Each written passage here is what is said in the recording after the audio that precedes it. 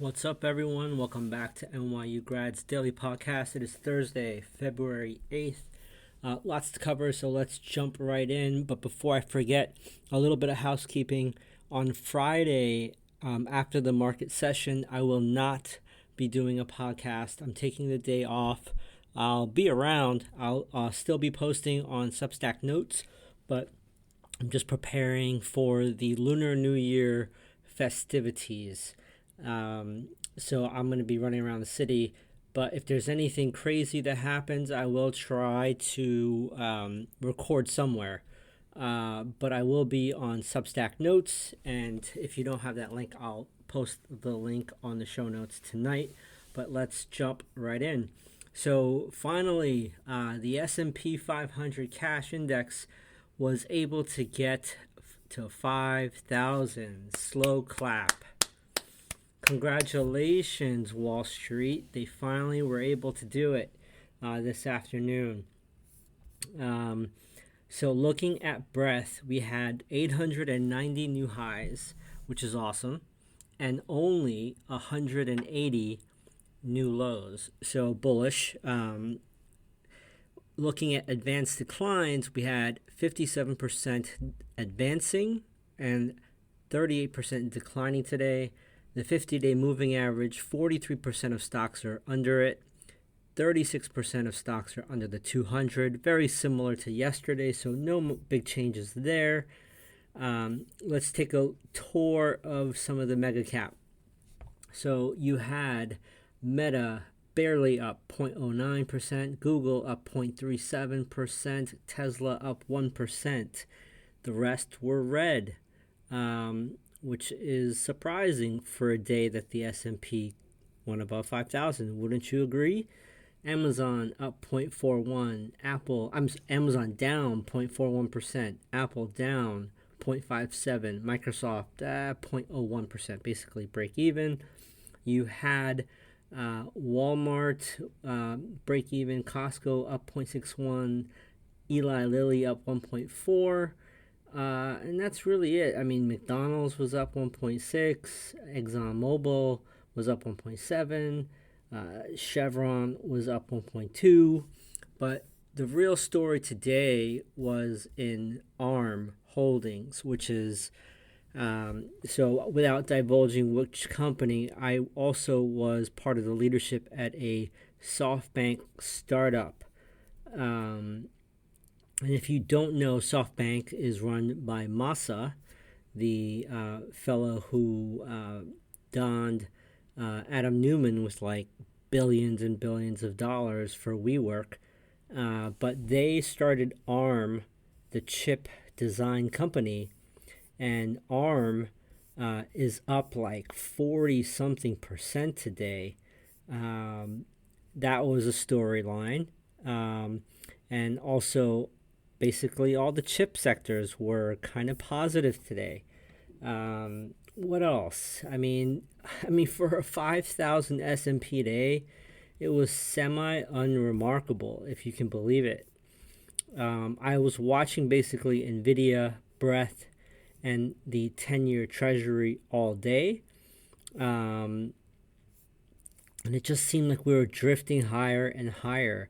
Looking at the sectors, real estate led to the upside. Can you believe it? Real estate led, it was tied with technology, up 0.79% as a group. Then you had energy, consumer cyclical, consumer defensive, industrial, and communication services. The others were all red. Leading to the downside, you had utilities down 1.01%, financials down 0.43%, and I believe New York Community Bank was down again today. I know a ton of people are trying to catch this falling knife and trying to play this above $4, but it was down 6.7% today. Taking a look real quickly at the 10-year Treasury yield, that also wrapped up the day positive, up 1.46%, yielding 4.11 still. So the 10-year Treasury is above its 200-day, above its 50-day. It looks like it wants to go higher. If it breaks this 4.2 yield percent level, we can potentially be going to 4.4, 4.5, and that is bad news for risk assets. Nvidia held in there. Let's kind of take a walk through Magnificent 7. So looking at Nvidia's chart, there's really nothing to worry about here. It's near lifetime highs. I mean, it was down 1%, but come on, it's up like thousands of percent. I'm being facetious, but you know what I mean. Looking at Apple, it tested the 50-day yesterday on Wednesday, and it failed. It rejected and is still below its 50-day. So this is something to watch. I don't know what else to say. I mean, it looks like it wants to potentially go down to test the 200-day and this 2003 trend line. If that breaks, watch out. Amazon, still in the stratosphere, ionosphere, at 169, 170.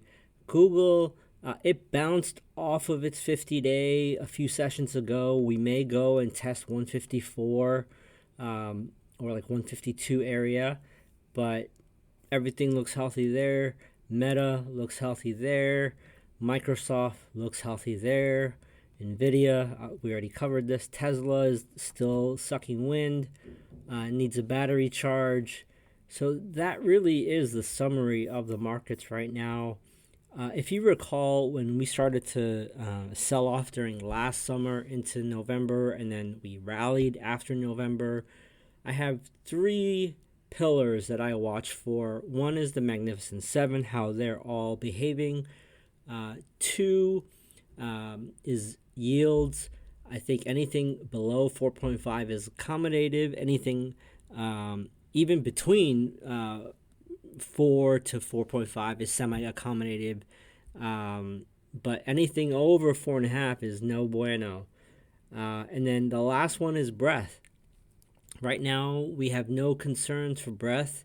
Day in and day out, we're outpacing new highs to new lows. So until you see a change there, you see more new lows versus new highs, and you see the Magnificent 7, especially NVIDIA, break down, and you have a much higher yield in the 10-year, like 4.5, there's no reason to panic if you're already long, okay? If you have discretionary funds that you want to potentially go long or short, I think right now is a little bit too late to initiate a long. And if you're trying to go short, you have to be very, very quick and nurse and babysit your entries, because you can get ran over by this NVIDIA train. So it's very risky, whichever way you want to put new money to. If you don't have to trade, I would say just wait. Wait until after the NVIDIA earnings on February 21st. Or at the very least, wait until next week before the President's Day weekend, where we will have both CPI and PPI numbers come out next week. So that's just my general observation on that. One thing that was stuck out and was strong was AFRM Holdings, the buy now, pay later. During the day session, they were up as high as 11% before the earnings ever even came out. After earnings, they were down like 12 or 10%. The earnings call was, and I've never listened to an AFRM earnings call, but it was a lot of hubris. The CEO basically said, the better the results, the less prepared remarks I'll make. We'll just go straight to Q&A. And that was it. Like literally 12 seconds of him talking before they go to Q&A. Hey, it is what it is. They're doing nothing illegal. They're doing everything within bounds. But if you are listening to this podcast and you also participate in this buy now, pay later stuff, I would urge you to stop. They're charging anywhere from 20 to 30% interest on your purchases. People apparently are putting vacations on buy now, pay later, this is just a recipe for disaster. So that's just my personal, not financial, but personal opinion, advice to you. Pay off your debts, pay off your credit card as much as possible. Don't use these buy now, pay later firms. And another one that I saw after hours was Expedia. They were down hard, like 12% as well after earnings. Rapid fire, what was strong today? I'll go through them.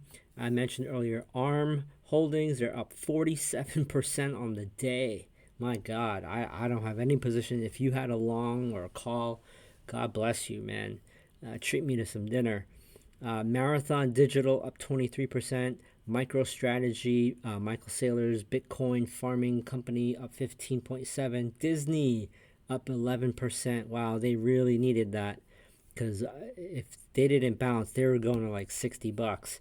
Bitfarm up again 10.53%. Carvana up 8.9%. Coinbase up 8.59%.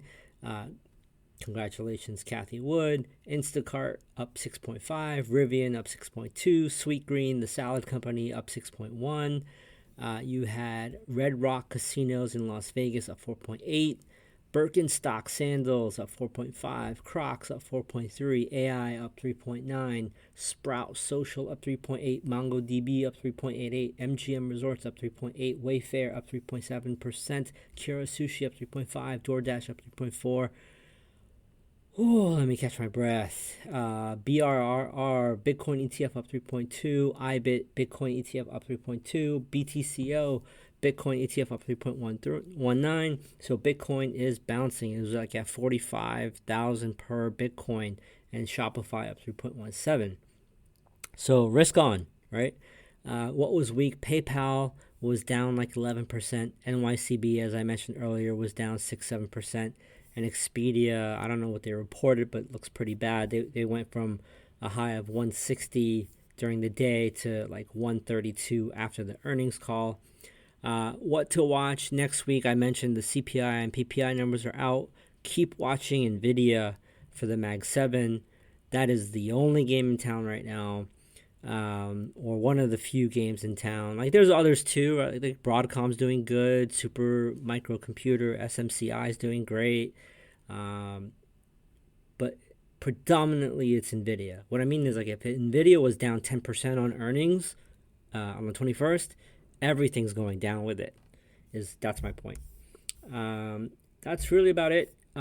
Again, just a quick reminder, I will not be doing a podcast on Friday. I will see you all after the Monday session. Enjoy the Lunar New Year, Chinese New Year if you observe, and enjoy the Super Bowl. I'll see you all on Monday. Later.